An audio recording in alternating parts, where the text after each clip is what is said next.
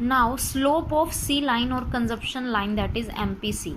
Slope of consumption line refers to the rate at which C increases in response to a given increase in Y. It means it measures the rate of increase in C due to increase in Y. Clear?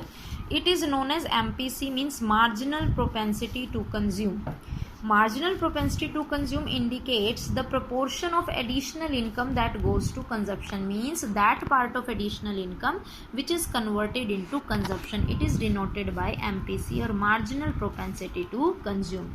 This is measured as a ratio between change in C and change in Y. When there is increase in income, then obviously there is increase in consumption, and their ratio is known as MPC, marginal propensity to consume. It is measured like this: change in C upon change in Y, means increase in consumption upon increase in income. Clear?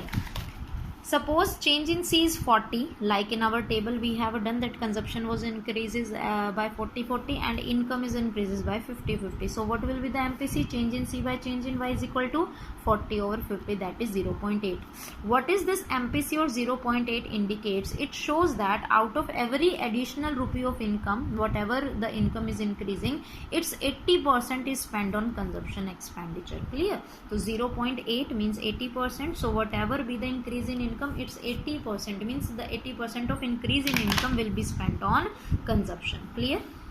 Next is propensity to consume. Hence we have done the topic of marginal propensity to consume. Then what is propensity to consume? It means part of income which is consumed, that part of income which is spent on consumption. Now propensity to consume is of two types.